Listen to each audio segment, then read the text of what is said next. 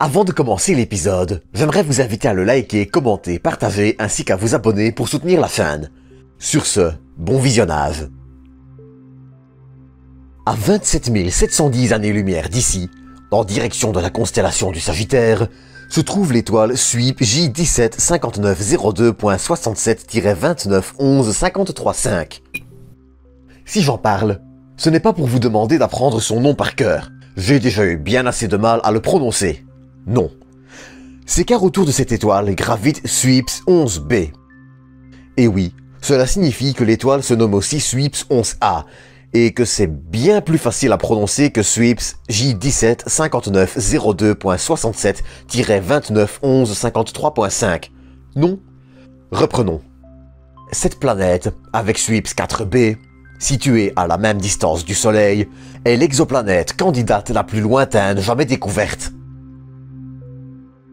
Sur cette carte de 2015, donc un peu dépassée mais qui fera très bien l'affaire, vous voyez la liste des exoplanètes découvertes ou du moins leur répartition. Vous voyez notamment OVLE 2014 BLV 012 4L, une géante gazeuse située à 13 000 années-lumière de la Terre. En vous y attardant suffisamment, vous aurez probablement remarqué que cette carte d'exoplanète ne s'étend que sur une petite partie de la Voie lactée. Et vous avez raison.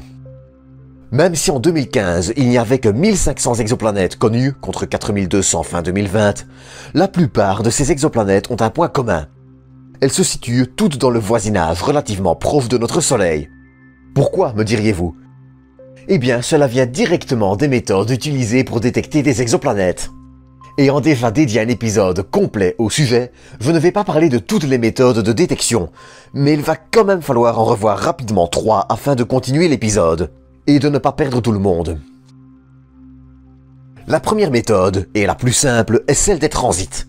Elle consiste à observer une étoile et espérer voir une diminution de sa luminosité, causée par le passage d'une planète devant elle. C'est à la fois la méthode la plus simple à comprendre et l'une des plus simples à mettre en pratique. La seconde, c'est celle dite des vitesses radiales, qui consiste, en gros, à observer l'impact gravitationnel d'une planète sur son étoile. Je m'explique. Lorsqu'un véhicule s'approche de vous, vous entendez un son plus aigu. Une fois qu'il est passé et commence à s'éloigner, et à condition que vous ne montiez pas dedans, vous entendrez alors son son devenir plus grave. C'est tout simplement parce que le son se déplace à environ 1200 km/h, et que quand le véhicule s'approche de vous, le son est donc compressé et étiré une fois qu'il s'éloigne. Eh bien, c'est pareil avec la lumière d'une étoile. Celle-ci aura tendance à se décaler vers le rouge quand elle s'éloigne et vers le bleu quand elle se rapproche. En observant sa luminosité et donc son décalage vers le bleu ou le rouge, et si l'on peut détecter de légers changements périodiques, on peut en déduire la présence d'une planète qui orbite autour d'elle, l'attirant légèrement vers elle et décalant ainsi sa lumière. La troisième méthode, enfin, est celle des micro-lentilles gravitationnelles. Et inutile de vous enfuir en courant, elle est, contrairement à son nom, relativement simple. Vous le savez peut-être, ou pas, mais la lumière est également sujette à la gravité. Même si seuls les trous noirs peuvent la retenir, un objet massif comme une étoile ou une galaxie peut la dévier. De cette façon, on peut détecter une exoplanète gravitant autour d'une étoile lorsqu'elle transitera devant une étoile située derrière elle, vue de la Terre. Pour simplifier, le phénomène ressemble à peu près à ceci. Le petit pic de luminosité étant créé par la planète qui refocalise la lumière de l'étoile de fond. Toutes ces méthodes que je viens de citer ont un défaut. Elles dépendent directement de nos instruments et de leur capacité à voir plus loin et avec beaucoup de détails. Malgré le fait que nos moyens se soient grandement développés ces dernières années, nous restons malheureusement relativement aveugles. Des télescopes comme TESS, le VLT, ALMA et bien d'autres réussissent déjà des prouesses en nous livrant une vue de plus en plus détaillée de notre galaxie, comme ces magnifiques systèmes planétaires en formation et même, parfois, des planètes directement imagées. Si notre part de Voie lactée nous suffit amplement pour avancer dans la compréhension de la formation des systèmes planétaires et donc indirectement de leur habitabilité et de l'apparition de la vie, il y a malheureusement des portes qui restent cruellement fermées, comme la détection de planètes dans une autre galaxie. Cela, on risque malheureusement de mettre encore plusieurs décennies pour y arriver, ou pas. C'est fin septembre que la nouvelle est tombée. En parcourant des données prises par le télescope spatial Chandra en 2012, une équipe d'astronomes américains et chinois a découvert ce qui pourrait être la première exoplanète confirmée. Exoplanète extragalactique, je précise. On pourrait être tenté de se dire que la planète se trouve dans notre groupe local, comme dans la galaxie d'Andromède, l'un des nuages de Magellan, ou l'un des nombreux autres objets du groupe local. Groupe local qui fera d'ailleurs sûrement l'objet d'un épisode dédié, mais passons. Seulement voilà, comme toujours en astronomie, tout ne se passe pas comme prévu. La planète ne se situe en effet pas dans notre groupe local, mais à 23 millions d'années-lumière d'ici, dans une galaxie dont j'ai déjà parlé sur cette chaîne, Messier 51, la galaxie du tourbillon. La planète, nommée M51ULS1b, a été détectée via la méthode des transits. Oui, la méthode la plus simple.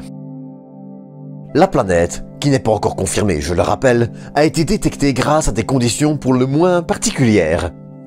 Un système binaire, avec, en son centre, une étoile à neutrons ou un trou noir qui engloutit une étoile, émettant ainsi de grandes quantités de rayons X. C'est en observant une disparition des rayons X pendant près de 3 heures que les astronomes ont pu en déduire l'existence d'une planète d'une taille semblable à Saturne autour de ce système. Cependant, même si M51ULS1b est la candidate la plus sérieuse, d'autres planètes candidates ont déjà été découvertes.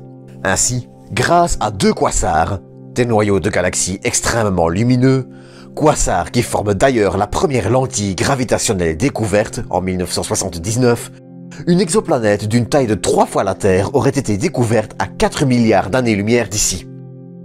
J'aimerais, maintenant, marquer une petite pause, juste pour vous dire que si cette planète existe, la lumière captée en 1996 a été émise quand l'univers n'avait que 9 milliards et demi d'années, contre 13,5 maintenant.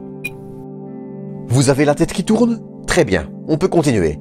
Et revenir dans notre voisinage à seulement 2 millions d'années-lumière de la Terre, où une micro-lentille gravitationnelle aurait permis la découverte d'une planète de 6 masses joviennes dans la galaxie d'Andromède. La planète candidate, nommée PA99N2, a été observée en 1999. Et enfin, à 6 milliards d'années-lumière, et détectée aussi grâce à une lentille gravitationnelle, une possible population de planètes vagabondes dont la taille va de notre Lune à Jupiter. Et c'est là tout l'avantage des lentilles gravitationnelles.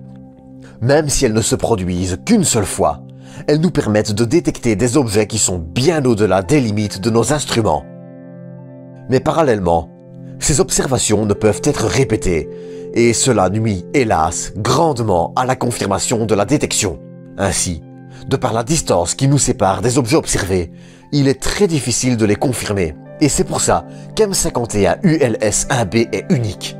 Il s'agit, cette fois, d'une autre méthode de détection plus fiable.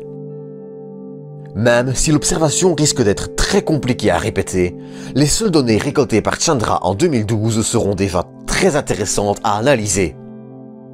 Dans tous les cas, cela montre bien une chose, c'est que l'univers est loin d'avoir fini de nous livrer ses surprises. La confirmation d'M51ULS1b n'est pas essentielle d'un point de vue scientifique. Si la Voie lactée regorge de planètes, alors les autres galaxies aussi, vu qu'elles se sont formées grosso modo de la même façon. En revanche, cette découverte est très intéressante d'un point de vue symbolique. Il faut une première fois à tout, et la première détection confirmée d'une planète située dans une autre galaxie n'est pas négligeable. Elle est à la fois le symbole de nos capacités de détection qui s'améliorent et de notre envie de toujours en apprendre plus et voir plus loin, même si chacun et chacune est libre d'appréhender l'aspect symbolique de cette découverte à sa façon bien évidemment. En attendant, c'est sur ceci que je vais clôturer cet épisode que je vous invite encore une fois à liker, partager et commenter pour me donner vos retours. Vous pouvez également faire un petit tour sur Utip si vous le désirez. Quant à moi, je vous donne rendez-vous dans une semaine pour une nouvelle vidéo. D'ici là, prenez soin de vous, prenez soin des autres et à bientôt pour une nouvelle dose d'espace.